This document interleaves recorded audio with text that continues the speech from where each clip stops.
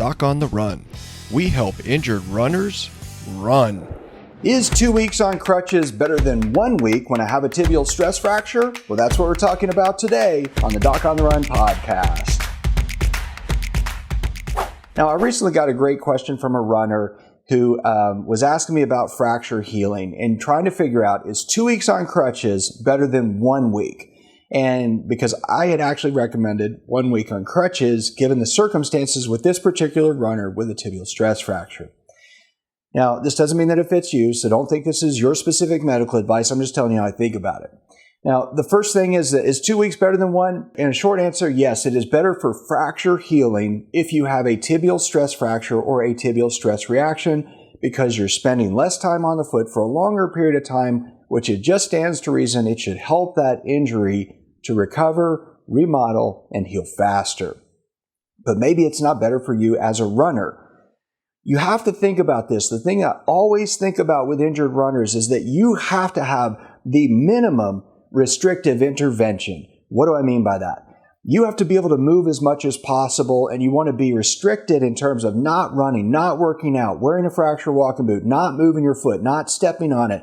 All of the things that cause weakness, stiffness, and a propensity for re-injury later, all of those restrictions should be limited to the minimum you need to get to the next level.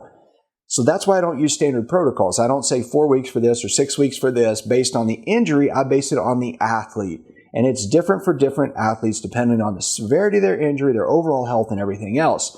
So if you have a tibial stress fracture and you're an athlete, the goal is not to just get the fracture to heal completely. The goal is to get the fracture to heal enough that you can continue to exercise, work out, and train. The longer you use the crutches, the longer you wear a cast, the longer you wear a fracture walking boot, true, the more probability it's going to heal completely, but the more risk you will get weakness, instability, and various forms of tissue compromise that put you at a higher risk of another overtraining injury as soon as you get back to training and start running again.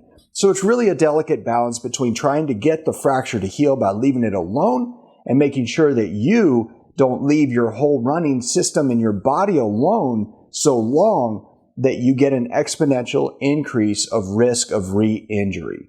That's the way to really think about it. If you want more detail on tibial stress fractures and other things that kind of masquerade as shin splint, I go into all those topics in the Shin Splints Masterclass. It's a thing you can get for free. It's at docontherun.com/shin splints. So go check it out, and I'll see you there.